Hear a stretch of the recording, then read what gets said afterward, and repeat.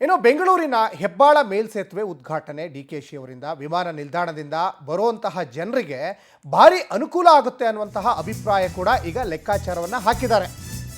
ಇದು ಬೆಂಗಳೂರಿನ ಹೆಬ್ಬಾಳ ಮೇಲ್ಸೇತುವೆ ಉದ್ಘಾಟನೆ. ಯಾಕಂದ್ರೆ ಹೇಳಿಕೆಯಲ್ಲಿ ಟ್ರಾಫಿಕ್ ಕಂಟ್ರೋಲ್ ಆಗುತ್ತೆ, ಇದರಿಂದ ವಿಮಾನ ನಿಲ್ದಾಣದಿಂದ ಬರುವಂತಹ ಜನರಿಗೆ ಇದರಿಂದ ಸಾಕಷ್ಟು ಅನುಕೂಲ ಆಗುತ್ತೆ.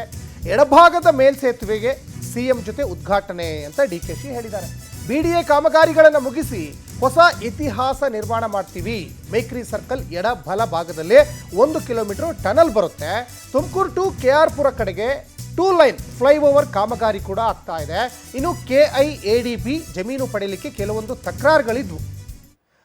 ಈ ಹಿಂದೆ KIADB ಇಂದ ಜಮೀನು ಪಡ್ಕೊಳ್ಳೋಕ್ಕೆ ಸಾಕಷ್ಟು ಕಸರತ್ತು ಮಾಡಿದ್ರು, ರೈತರು ಬಿಡಲಿಲ್ಲ. ನಾವು ಕೊಡೋದೇ ಇಲ್ಲ, ನಾವು ರಕ್ತ ಬೇಕಾದ್ರೆ ಕೊಡ್ತೀವಿ, ಪ್ರಾಣ ಬೇಕಾದ್ರೆ ಕೊಡ್ತೀವಿ, ಜಾಗ ಕೊಡಲ್ಲ ಅಂದರು. ಹಾಗಾಗಿ ಇದು ಆಲ್ಟರ್ನೇಟ್ ವ್ಯವಸ್ಥೆಯನ್ನು ಮಾಡ್ಕೊಂಡಿದ್ದಾರೆ. ಆಲ್ಟರ್ನೇಟ್ ವ್ಯವಸ್ಥೆಯನ್ನು ಈಗ ಮಾಡ್ಕೊಂಡ್ಬಿಟ್ಟು ಈಗ ವಿಮಾನ ನಿಲ್ದಾಣದಿಂದ ಬರುವಂಥ ಜನರಿಗೂ ಕೂಡ ಸಾಕಷ್ಟು ಅನುಕೂಲ ಆಗುತ್ತೆ. ಅದ್ರ ಜೊತೆಗೆ ಎಡಭಾಗದ ಮೇಲ್ಸೇತುವೆ CM ಜೊತೆನ ಉದ್ಘಾಟನೆ ಅಂತ ಕೂಡ DCM ಹೇಳಿದರು. BDA ಕಾಮಗಾರಿಗಳನ್ನು ಮುಗಿಸಿ ಹೊಸ ಇತಿಹಾಸ ನಿರ್ಮಾಣ ಆಗುತ್ತೆ ಅನ್ನುವಂಥ ಅಭಿಪ್ರಾಯ ಕೂಡ ವ್ಯಕ್ತಪಡಿಸಿದರು. ಸ್ಪೆಷಲಿ ಮೇಕ್ರಿ ಸರ್ಕಲ್ ಸದಾ ಟ್ರಾಫಿಕ್ ಅಲ್ಲಿರುತ್ತೆ. ಈ ಹೆಬ್ಬಾಳ ಮತ್ತು ಆ ಮೇಕ್ರಿ ಸರ್ಕಲ್ ಭಾಗದಲ್ಲಿ 1 ಕಿಲೋಮೀಟರ್ ಗಟ್ಟಲೆ ಅಲ್ಲಿ ಟ್ರಾಫಿಕ್ ಇರ್ತದೆ. ಹಾಗಾಗಿ ಮೇಕ್ರಿ ಸರ್ಕಲ್ ಎಡಬಲ ಭಾಗದಲ್ಲಿ 1 ಕಿಲೋಮೀಟರ್ ಟನಲ್ ಕೂಡ ಬರ್ತದೆ. ತುಮಕೂರು ಟು ಕೆಆರ್ಪುರ ಕಡೆಗೆ 2 ಲೈನ್ ಫ್ಲೈಓವರ್ ಕಾಮಗಾರಿ.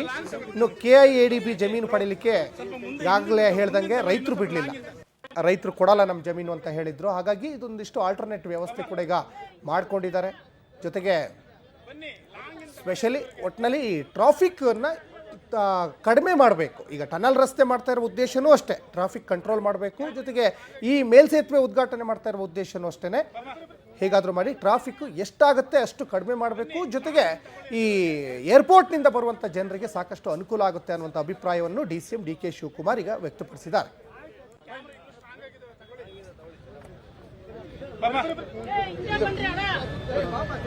ಬನ್ನಿ ಲಾಂಗ್ ತಗೊಳ್ಳಿ ಅಲ್ಲಿವರೆಗೆ.